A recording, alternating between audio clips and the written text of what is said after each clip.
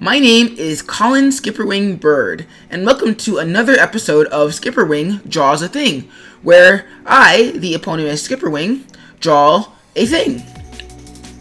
Also, there are links to a silent version of this video in the description and in the cards, in case you would rather watch this video with just the music and without any commentary. Today's subject, Falco Lombardi of Star Fox. This illustration is actually a continuation of the quote-unquote amiibo series that I did on my Instagram. Instagram SkipperWing, like everything I do. And so yeah, let's get to it. So for this particular amiibo, I didn't actually have the reference that I would have normally gathered for a character like this. I don't normally draw anthropomorphized characters, and so I would normally have gotten reference for this, but the location where I was working didn't have a stable Wi-Fi for the device I was using. So the only reference I had with me was the amiibo, the actual physical toy.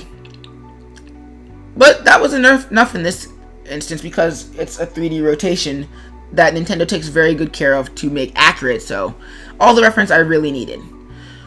That rarely happens. As for the pose, what I wanted to go for was something that differentiated Falco from Fox, the character that he's based off of in the Super Smash Bros. Series of fighting games.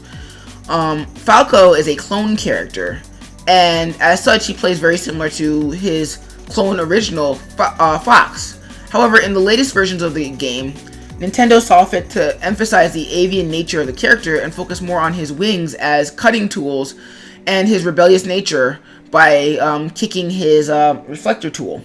So I decided to play off of that and use his upward attack, his upward smash, as the reference for this illustration. So the first step in doing these illustrations is a basic sketch. And if I was in Photoshop, this would be a lot simpler because in Photoshop there's opacity for the brushes, and so I can relax a little bit more when it comes to doing the sketches. However, what I like about doing hard sketches in Flash, where there's no opacity to the brush strokes, it forces me to commit to my illustrations rather than erasing and retrying and erasing and retrying. So yeah, granted it took me a few tries to get it right with Falco, but that's what the timeline is for, where I can just insert another frame, turn on the onion skin, and then refine my sketches as I go.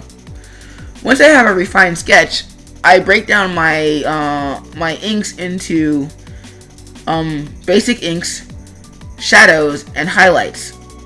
And what this allows me to do is it allows me to focus on each individual step without worrying how each later step interacts with the step that I'm currently working on.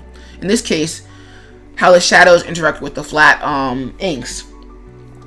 Once my flat inks are done, then I go through and do my shadows and highlights. And again, I like very stark contrast to each highlights and shadows.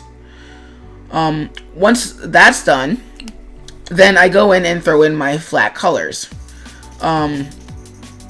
Mostly just to establish where the colors are.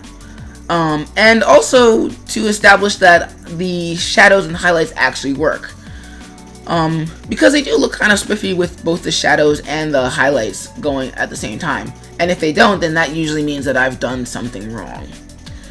Once my flat colors are done, then I go in and create a sort of gradient for each color tone. And granted, this is something that's helped by my particular illustration style. If there were too many colors, I don't think it would work as well. But luckily for me, it does. And really, you shouldn't be using gradients. You should really be going through and adjusting your tones according to the lighting scheme that you have. But when these things have to come out on a weekly basis and I'm doing a bunch of other things, the comic, well, you take what you can get. Once my internal color gradient is done, then I go through and do an external color gradient that hopefully makes the whole illustration seem a lot less flat than it actually is. I stole this technique from an animator, an illustrator named Floor Doodler. You should check out their channel, it's really great stuff. Once that's done, then I take the timeline and convert it into an ActionScript animated app that you can find on DeviantArt. links in the description, and I find that it helps for people who want to check out the illustration. If you enjoyed this video, don't forget to like it and leave a comment about what you'd like to see me draw next. If you're new, please subscribe for more content. This is Colin SkipperWing Birds signing out.